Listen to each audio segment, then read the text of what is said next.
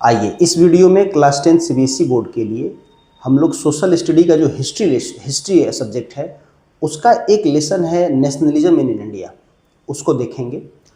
उसमें जो भी क्वेश्चंस अभी तक पूछे गए हैं सीबीएसई बोर्ड के एग्ज़ाम में पिछले 10 सालों में, जिस तरीके के क्वेश्चंस पूछे जाते हैं उनको किस सही अप्रोच, उनको करने के लिए हमारा सही अप्रोच क्या होना चाहिए वो देखेंगे। और साथ ही साथ ये जानेंगे कि जो लॉन्ग टाइप क्वेश्चन आंसर आते हैं जैसे 4 मार्क्स के, 3 मार्क्स के या 5 मार्क्स के, तो उसको हम कैसे तैयार करें। क्या उनको हमको लर्न करना होगा? तो अगर हम लर्न करेंगे तो कितने क्वेश्चन लर्न करेंगे। जैसे सिविक्स है जिसको हम पॉलिटी कहते हैं आगे चल करके, जियोग्राफी है, हिस्ट्री है, इन सब चीज़ों को हम कैसे लर्न करेंगे। इतने बड़े बड़े क्वेश्चंस हैं, उनको हम कैसे लर्न करेंगे या कोई दूसरा अप्रोच होगा उसके लिए। तो देखिए, जैसे मान लीजिए एक क्वेश्चन मैं आपको मॉडल आंसर लिख के बताता हूँ कि इसको हम कैसे लर्न करेंगे। क्योंकि क्या है कि जैसे आप बुक्स में या फिर किसी मार्केट से कोई बुक लेकर आए आप कि जिसमें क्वेश्चन आंसर दिए गए हैं, कोई लॉन्ग टाइप क्वेश्चन है उसका आंसर आप पढ़ रहे हैं, याद कर रहे हैं, तो उस तरीके से चीज़ों को आप कभी लिख नहीं पाएंगे। आपके पास बस एक चीज़ होनी चाहिए, राइटिंग स्किल, कि कोई व्यक्ति अगर किसी बात को बताता है तो आप उसे कन्वर्ट करके इंग्लिश में लिख लीजिए। अगर जिन लोगों को इतना आता है वो समझ लीजिए कि वो इस एग्ज़ाम में आसानी से तब क्वालिफाई कर जाएंगे जब उन्हें कोई व्यक्ति किसी क्वेश्चन का मॉडल आंसर अपने जुबान से केवल एक स्टोरी के रूप में उन्हें सुना दे। मैं यही करने जा रहा हूँ। कोशिश करेंगे कि इस क्वेश्चन का आंसर बिल्कुल स्पष्ट। देखिए क्या है आजकल कि हम लोग जो है हिंदी पृष्ठभूमि के लोग हैं। इंडिया में हिंदी ही हर जगह बोली जाती है और लगभग आज भी सीबीएसई बोर्ड में जितने भी स्टूडेंट पढ़ रहे हैं 20% स्टूडेंट को अगर छोड़ दिया जाए तो 80 या 70% स्टूडेंट्स लैंग्वेज बैरियर की वजह से स्कूलों में चीज़ों को समझ नहीं पाते हैं। वो चीज़ें अब हम लोग यहाँ पे थोड़ा सा उसको लैंग्वेज बैरियर हटाएंगे और थोड़ा सा ये करेंगे कि हम उनको हिंदी में समझेंगे। जब आप उन चीज़ों को हिंदी में समझ लेंगे तो आप आसानी से उसको इंग्लिश में कन्वर्ट करके लिख सकते हैं, ये बड़ी बात नहीं है। ठीक है, तो देखिए जैसे आपके सामने अगर कोई क्वेश्चन आता है कि reason for the rise of nationalism in India, nationalism Bharat में कैसे ग्रो किया, तो पहले आप ये जानिए कि नेशनलिज्म क्या है। नेशनलिज्म जो घटना होती है ग्रो होने की, ये तत्कालिक, मतलब ये 1-2 दिनों की घटना नहीं है। ऐसा इवेंट नहीं है कि 2-4-10 दिनों में इस तरीके की चीज़ें आपके यहाँ हो जाती है। जब भी कोई कंट्री किसी कंट्री को अपनी कॉलोनी बना करके वहाँ अपना एडमिनिस्ट्रेशन शुरू करता है तो निश्चित रूप से उस कंट्री का ये पर्पज होता है कि जिस कंट्री को हमने कॉलोनी बनाया है उस कंट्री से हम अधिक से अधिक रेवेन्यू जनरेट करें, अधिक से अधिक एडवांटेज लें, है ना। और ये एडवांटेज अधिक से अधिक तब हो पाएगा जब वहाँ के नागरिकों का, वहाँ के जो सिटीजन्स हैं उनका आप एक्सप्लॉइटेशन करेंगे। जब आप एक्सप्लॉइटेशन करेंगे तो क्या होगा, तभी आपको ज़्यादा से ज़्यादा प्रॉफिट प्राप्त होंगे। ठीक यही काम ब्रिटिशर्स ने किया और लगातार 10 साल, 20 साल, 40 साल, 50 सालों तक जब ये काम होते रहे, उसके बाद जो है धीरे धीरे जो विरोध की भावना होती है वो दूसरे कंट्री के जो लोग यहाँ जो शासन कर रहे हैं उनके प्रति उस देश के सिटीजन्स में भावनाएं भरने लगती है। क्योंकि हर सेक्टर में जब आपका, जैसे एग्रीकल्चर सेक्टर में आपका एक्सप्लॉइटेशन हो रहा है, एजुकेशन सेक्टर में हो रहा है, रेवेन्यू सेक्टर में हो रहा है, तो आप धीरे धीरे उन चीज़ों से उबेंगे और उसके खिलाफ लड़ने का मन बनाएंगे और यही जो है नेशनलिज्म जो है ग्रो हो जाता है। तो इस नेशनलिज्म को ग्रो होने में, भारत में इस नेशनलिज्म के ग्रो होने में कि वो कौन कौन से ऐसे फैक्टर थे जिसने महत्वपूर्ण भूमिका निभाई, महत्वपूर्ण इंपॉर्टेंट रोल किसका है। तो सबसे पहले नेशनलिज्म ग्रो जो हुआ वो, उसकी पहली जो है लड़ाई हम लोगों ने लड़ी रेवोल्यूशन ऑफ 1857। सबसे पहले देखिए रेवोल्यूशन ऑफ 1857, 1857 की क्रांति। 1857 की जो रेवोल्यूशन हुआ उससे पहले देखिए प्लासी की जो लड़ाई थी 1757, मतलब बैटल ऑफ प्लासी 1757। बक्सर की जो लड़ाई थी 1764, मतलब बैटल ऑफ बक्सर 1764। ये दोनों लड़ाइयाँ थी, ये दोनों जो बैटल्स हुए, इसके बाद एडमिनिस्ट्रेशन बिल्कुल जो है कंट्रोल करने लगे ब्रिटिशर्स। जब उन लोगों ने इससे अपने कंट्रोल में ले लिया तो 1757, अब आप देखिए 1757, और 1764। यहाँ से उन लोगों ने जब बंगाल पे आधिपत्य कर लिया, बंगाल पे कंट्रोल पा लिया, तो यहाँ से लेकर के 1857 तक की आप देखिए कितना डिस्टेंस है, लगभग 100 साल। लगभग 100 सालों में उन लोगों ने ऐसे ऐसे स्कीम और पॉलिसीज के थ्रू हमारा एक्सप्लॉइटेशन किया, हमारा शोषण किया कि हम उन चीज़ों से लड़ने के लिए बाध्य हो गए। यहाँ तक कि उन लोगों ने हमारे जो रिलीजन थे, उन रिलीजन को भी उन लोगों ने प्रभावित करने की कोशिश की, और इस रिलीजन की वजह से को प्रभावित करने के कारण ही 1857 की जो है घटना ये हुई। हालांकि ये बहुत बड़ा अपने आप में एक पूरा लेसन है, जब आप सिविल सर्विसेज की तैयारी करेंगे तो ये अपने आप में एक पूरा लेसन है, 10 घंटा भी अब इस पे बोलेंगे तो कम है। लेकिन हम एक मॉडल आंसर देखेंगे कि कैसे कोई व्यक्ति जब आपको कोई स्टोरी सुना देगा तो उस स्टोरी के बल पे आप अपने आंसर को सटीक लिख पाएंगे एग्जाम में जाकर के। वो चीज मैं यहाँ पे करने की कोशिश कर रहा हूँ।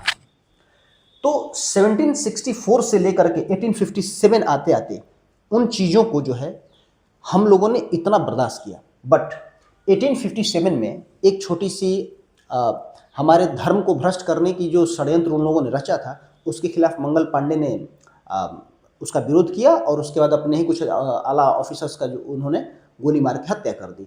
उसके बाद ये घटना हुई। इस घटना की वजह से क्या हुआ कि हमारे जो इंडियंस, जो ब्रिटिश सेना में कांस्टेबल लेवल पे या छोटे रैंकों पे काम कर रहे थे, उन लोगों ने उनसे हथियार छीन लिया, और जो उन्हें अथराइज थे वो हथियार ले लिए, गोला बारूद लूटे और उनके खिलाफ लड़ाई लड़ी।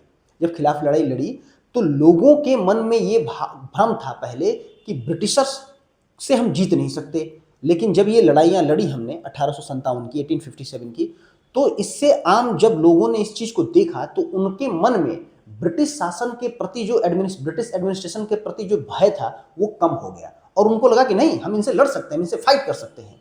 तो जो भी इनका शोषण हो रहा था, एक्सप्लॉइटेशन हो रहा था, अब वो अपने अधिकारों के लिए लड़ना शुरू कर दिए। तो 1857 की जो लड़ाई थी, घटना थी, इवेंट्स था, उसने एक मोस्ट इंपॉर्टेंट रोल प्ले किया इंडिया में नेशनलिज्म को ग्रो करने में। ठीक है, समझ में आएगा आपको? ठीक है, अब अगला देखते हैं। इसके बाद अब अगला टॉपिक, हालांकि इसमें बहुत सारे टॉपिक्स हैं, इसी के ऊपर इतना लिख देंगे कि काम हो जाएगा। टॉपिक आप चेंज कर करके लिखते हैं तो मार्क्स अधिक मिलते हैं आपको। दूसरा देखिए, और नेशनलिज्म को ग्रो करने का और दूसरा कारण क्या हो सकता है, संभावित कारण की चर्चा कर लीजिए। तो दूसरा था इकोनॉमिकली हमको एक्सप्लॉइटेशन किया गया। इकोनॉमिक एक्सप्लॉइटेशन देखिए, इकोनॉमिक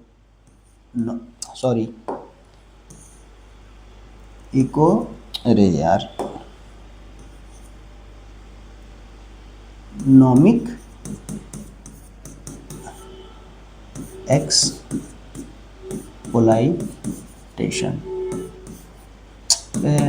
एक्सप्लॉइटेशन, ठीक है। इकोनॉमिक एक्सप्लॉइटेशन, ब्रिटिशर्स हमारे नागरिकों का इकोनॉमिकली एक्सप्लॉइटेशन, आर्थिक रूप से शोषण उन लोगों ने कैसे किया उसका मैं बताता हूं। एग्रीकल्चर सेक्टर में उन लोगों ने किया, हैंडीक्राफ्ट माने हस्तशिल्प एरियाज में किया, और इंडस्ट्रीज, इन 3 एरियाज में एक एक का मैं आपसे जिक्र कर दे रहा हूं। आपको लिखना कैसे है, देखिए। एग्रीकल्चर सेक्टर में उन लोगों ने हमारा शोषण कैसे किया, किसानों का।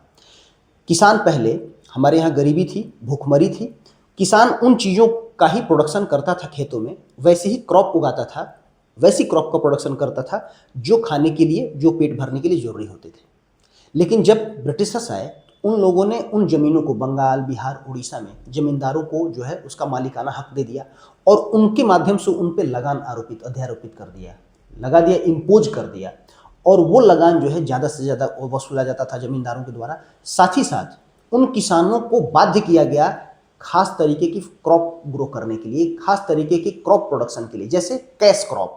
कुछ ऐसे क्रॉप होती हैं जिनको खाने के लिए नहीं ग्रो किया जाता है, खाने के लिए प्रोडक्शन नहीं किया जाता है, बल्कि उन्हें बेच करके पैसा बनाने के लिए किया जाता है। जैसे तंबाकू हो गया, जैसे नील की खेती हो गई, जैसे मूंगफली उगाया जाता है, जैसे जूट उगाया जाता है, ये सारी चीज़ें, इसके लिए उन लोगों ने बाध्य किया। अब आप नील के बारे में आप देखिए, इनके क्या है, जब इनको क्या है कि आप इनको ग्रो करेंगे, प्रोडक्शन करेंगे, बेच करके पैसा कमा लेंगे। नील की खेती वो लोग करवाने लगे, बाध्य कर दिए। जैसे मान लीजिए ये आपके पास प्लॉट है जमीन, उन लोगों ने कहा कि इसका 20% हिस्से पे, आपके पास जितनी भी जमीन है, छोटी जमीन है तब भी इसका 20%, बड़ी जमीन है तब भी इसका 20% एरिया पे आपको नील की खेती करनी ही करनी है। और किसान इसको नहीं करना चाहते थे, इसके पीछे का कारण जानिए। इसके पीछे का कारण ये था कि जिन जमीनों पे नील की खेती होती है वो ज़मीनें बंजर हो जाती है। अगले 5-10 सालों तक, 5 सालों तक, 4 साल 5 सालों तक वहाँ कोई प्रोडक्शन ही नहीं हो पाता है। इसलिए हमारे जो किसान थे वो नील की खेती नहीं करना चाहते थे, इसका विरोध होने लगा। तो इस तरीके से पूरे एग्रीकल्चर को उन लोगों ने डैमेज किया। एग्रीकल्चर सेक्टर में जो भी फार्मर्स थे उनको परेशान किया गया, उनका शोषण किया गया। तो ये भी नेशनलिज्म के ग्रो होने में जो है महत्वपूर्ण रोल निभाता है कि भाई अंग्रेजों के खिलाफ आक्रोश लोगों के मन में इसी वजह से भरने लगा। दूसरा हमने लिखा हैंडीक्राफ्ट, हस्तशिल्प। अब देखिए हमारे यहाँ चरखा से कताई किया जाता था, धागे बनते थे। कोई एक व्यक्ति कई दिनों में, 2-3 दिनों में एक शर्ट कुर्ता तैयार करता था, उसको आप बेचते थे। यहाँ से रॉ मटेरियल, एग्रीकल्चर सेक्टर के रॉ मटेरियल ब्रिटेन वो भेजते थे ब्रिटिशर्स। वहाँ वो इंडस्ट्री जो है लगा करके उसी चीज़ को 2 घंटे में 200 कपड़े बना देते थे और वो चीज़ें सस्ती जला करके यहाँ बेचते थे। अब मैं अपने यहाँ 5 दिन में जो कपड़ा बनाकर आपको बेच रहा हूँ 10 रुपये में, क्योंकि मुझे 10 दिन उसमें लगे बनाने में या 5 दिन लगे, वही चीज़ आप 2 घंटे में 2000 बनाए हैं, अब आप उसको 3 रुपये में बेचेंगे, क्या होगा? आप आसानी से मार्केट में बेच पाएंगे, हमारा शर्ट कोई खरीदेगा नहीं। इस तरीके से जो इंडियंस वेवर्स थे बुनकर वो बिल्कुल ख़त्म हो गए। तो इस तरीके से उन लोगों ने हमारा इकोनॉमिकली एक्सप्लॉइटेशन किया, इंडस्ट्रीज वगैरह ख़त्म कर दी उन लोगों ने, हमारी सारे के सारे डैमेज हो गए, कोलैप्स हो गए। तो इस वजह से भी लोगों के मन में आक्रोश था। जब आक्रोश ही आगे चल करके नेशनलिज्म बन जाता है, ग्रो हो जाता है, इसी कारण से। तीसरा, अगर हमें और कुछ लिखना हो अगर इसमें, तो हम कैसे लिखेंगे? और सुनिए स्टोरी, आप केवल स्टोरी सुनिए, स्टोरी सुनेंगे लर्न हो जाएगी चीज़ें। आप बहुत आसानी से, यकीन मानिए, उन क्वेश्चनों को आपके दिमाग में जो स्टोरी घूम रही होगी उसको सीधे इंग्लिश में कन्वर्ट करके लिख देना है और कुछ नहीं।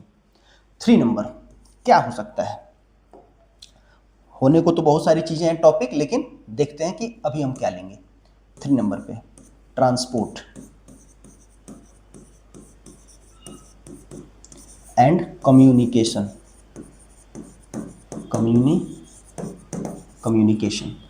ट्रांसपोर्ट, वैसे ब्रिटिशर्स ने, जो भी ब्रिटिशर्स थे, उन लोगों ने ट्रांसपोर्ट यहाँ पे इसलिए नहीं किया कि वो हमारे लिए वो सुविधाजनक है। उन लोगों ने ट्रांसपोर्ट को डेवलप इसलिए किया, पूरे इंडिया में उन लोगों ने रेल का विस्तार किया। क्यों? वो इसलिए कि वो देखिए क्या है कि हमारे यहाँ जो कॉटन के का प्रोडक्शन होता है, जो शुगर केन का प्रोडक्शन होता है, जो व्हीट का प्रोडक्शन होता है, उसके लिए अलग अलग क्लाइमेट, उसके लिए अलग अलग एरियाज, अलग अलग इरिगेशन की व्यवस्था चाहिए होती है। हर चीज़ हर जगह प्रोडक्शन नहीं होता है। तो जो भी बड़े दूर दराज गाँव में जो जिन चीज़ों का प्रोडक्शन होता था और वो रॉ मटेरियल के रूप में ब्रिटेन को चाहिए था, तो वो कैसे वहाँ तक पहुँचेगा? शहरों तक। जब से वो शहरों में पहुँचेगा फिर वो बंदरगाहों तक पहुँचेगा, पोर्ट्स तक, और फिर वहाँ से शिप के माध्यम से वो ब्रिटेन भेजा जाएगा। तो इसके लिए उन लोगों ने रेलवे का विकास किया। लेकिन बाद में उसका लाभ हमने ये लिया कि जो हमारे लीडर्स थे, जो शहरों में रहते थे, जो समझदार थे, एजुकेटेड थे, उन लोगों ने गांव में आकर के उसी ट्रेन के माध्यम से, उसी ट्रांसपोर्ट के माध्यम से गांव में आकर के लोगों के अंदर जागरूकता भरनी शुरू की, उनको जागरूक करना शुरू किया, इनके खिलाफ भड़काना शुरू किया कि अंग्रेजी शासन हमारे खिलाफ काम कर रही है, उसकी सारी योजनाएं, सारे स्कीम्स जो है हम लोगों का एक्सप्लॉइटेशन कर रहे हैं। तो इस तरीके से ट्रांसपोर्ट ने भी नेशनलिज्म को ग्रो करने में महत्वपूर्ण भूमिका निभाई। कम्युनिकेशन समझ ही रहे हैं, बातचीत करना। एक और देखिए, अगर और कुछ हमको इसमें देखना हो तो इसमें देखिए 4th नंबर पे आप ले लीजिए न्यूज़पेपर। इसने तो भाई बहुत कमाल किया। न्यूज़पेपर और इंडियन लिटरेचर, इसने कैसे? बाल गंगाधर तिलक का नाम आप लोगों ने सुना होगा। उन्होंने 2 समाचार पत्र निकाले, मराठा और केसरी। समाचार पत्र कई भाषाओं में निकलते थे। एक तो स्टेट वाइज, जैसे गुजरात में गुजराती बोली जाती है, महाराष्ट्र में मराठी बोली जाती है, तो वहाँ मराठी भाषा में समाचार पत्र निकलते थे, गुजराती भाषा में समाचार पत्र गुजरात में निकलते थे, और पूरे इंडिया में हिंदी भाषी समाचार पत्र निकलते थे। बाद में क्या हुआ, तो इसके माध्यम से जो बड़े लीडर्स थे, जो हम कांग्रेस के, जो हमारे देश के लिए लड़ाई लड़ रहे थे और वो हमारा नेतृत्व कर रहे थे, उन लोगों ने अपने अपने समाचार पत्रों के माध्यम से, न्यूज़पेपर के माध्यम से उन सारी चीज़ों को हम आम नागरिकों तक पहुँचाए जो हमें जानना चाहिए कि किस तरीके से अंग्रेज किस पॉलिसी के तहत, किस सेंटिमेंट से वो लोग हमारे यहाँ शासन कर रहे हैं और उनकी स्कीम क्या है और वो चीज़ें कैसे लागू करते जा रहे हैं और हमारे आने वाले भविष्य के लिए ये कितना खतरनाक है। तो न्यूज़पेपर के माध्यम से लोगों के अंदर बहुत ज़्यादा जागरूकता आई। तभी तो बाद में लॉर्ड लिटन का आप लोगों ने नाम सुना होगा। लॉर्ड लिटन ने वर्नाकुलर प्रेस एक्ट लागू किया और इसी के लिए ताकि जितने भी हिंदी भाषा के जो समाचार पत्र थे उन सब पे प्रतिबंध लगा दिया, उनको बैन कर दिया कि भाई हिंदी भाषा का समाचार पत्र भारत में अब प्रकाशित नहीं होंगे, क्योंकि इसके थ्रू जो है लोग ज़्यादा जागरूक हो रहे हैं, समझदार हो रहे हैं, उनकी समझ विकसित हो रही है और वो हमारे खिलाफ खड़े हो जाएंगे। ठीक है, तो इसने भी नेशनलिज्म को ग्रो करने में काफ़ी महत्वपूर्ण भूमिका निभाई। एक और टॉपिक देखते हैं, 5 टॉपिक तो बहुत हो जाएगा मेरे हिसाब से। Social, religious movement. अब देखिए, सोशल रिलीजियस मूवमेंट, तमाम तरीके के मूवमेंट चलाए गए। जैसे राजा राम मोहन राय ब्रह्म समाज की स्थापना कर दी 1828 में, आर्य समाज की स्थापना 1875 में दयानंद सरस्वती ने की, रामकृष्ण मिशन की स्थापना स्वामी विवेकानंद ने की। इन तमाम लोगों ने कई ऑर्गेनाइजेशंस बनाए, उसके खिलाफ, उसके थ्रू हम लोगों को, उन लोगों ने जागृत किया, हमारी चेतना को जागृत किया। हमारी जो ट्रेडिशन थे, गलत ट्रेडिशन थे, जो परंपराएं थे, उनको हम लोगों ने ख़त्म किया। जैसे आर्य समाज था, आर्य समाज ने क्या कहा कि वेदों की ओर लौटो, वेदों का अध्ययन कीजिए ताकि आपको चीज़ें समझ में आए। साथ ही साथ उन्होंने आर्य समाज जो गठित की, आर्य समाज की जो जब स्थापना हुई तो उसका मूल उद्देश्य क्या था कि जितने भी ऐसे कन्वर्टेड हिंदू हैं जो मुस्लिम बन गए हैं किसी चीज़ के दबाव में, किसी के दबाव में, उनको पुनः घर वापसी कराया गया। आजकल वही नारायण योगी जी लेके चल रहे हैं, तो आपको लग रहा है कि नई चीज़ें नहीं, ये पहले भी हो चुकी हैं।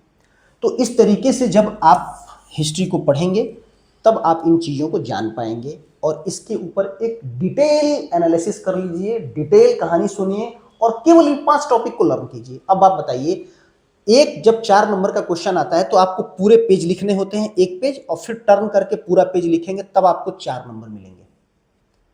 अब उतने में लगभग 200 शब्द हो जाएंगे, 200 वर्ड्स। और ये टॉपिक कितने भाई? 1 2 3 4 5 टॉपिक। तो वो 200 वर्ड्स याद करेंगे या ये 30 वर्ड। तो इनको लर्न करना आसान है और चीज़ों को कहानी के रूप में सुने रहिए, दैट्स इट।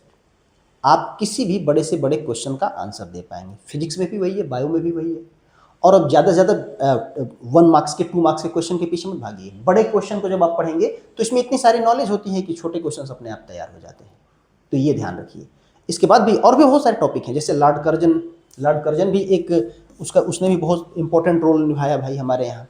उसने क्या किया, नेशनलिज्म को ग्रो कर, उसका कौन सा ऐसा काम था जिसकी वजह से हमारे यहाँ नेशनलिज्म ग्रो होने में महत्वपूर्ण भूमिका निभाया। तो वो देखिए, लॉर्ड कर्जन ने 1905 में बंगाल का विभाजन कर दिया 16 अक्टूबर को। उसके खिलाफ हम लोगों ने स्वदेशी आंदोलन चलाया, बंग भंग आंदोलन चलाया। उसमें मुसलमानों के अलावा सभी लोगों ने भाग लिया, सभी नागरिकों ने, भारत के हिंदुओं ने भाग लिया, हिंदू की महिलाओं ने, बच्चों ने, स्टूडेंट्सों ने, सब भाग लिए। तो इससे क्या होता था? इससे ये होता था कि हमारे देश के नागरिकों में जो ब्रिटिश शासन सत्ता के प्रति जो भय बैठा था, डर बैठा था, वो खत्म हो रहा था। जब हमारा खत्म होगा, हमारा एजुकेशन सही होगा, हमारे लीडर अच्छे रहेंगे, हमारा नेतृत्व करेंगे, तो हम लड़ेंगे तो हम आज़ाद हो पाएंगे। तो इसी जो है, इस तरीके से हम इसका आंसर मॉडल लिख सकते हैं। मिलेंगे किसी दूसरे वीडियो में फिर से, और फिर किसी दूसरे टॉपिक या दूसरे क्वेश्चन का आंसर इसी तरीके से डिटेल एनालिसिस करके मैं आपको देता रहूँगा, प्रोवाइड कराता रहूँगा। विजन एकेडमिक क्लासेस को आप ज़रूर सब्सक्राइब करके रखिए ताकि कोई भी वीडियो हमारे तरफ से अगर बनाया जाए तो आप तक आसानी से पहुँच जाए।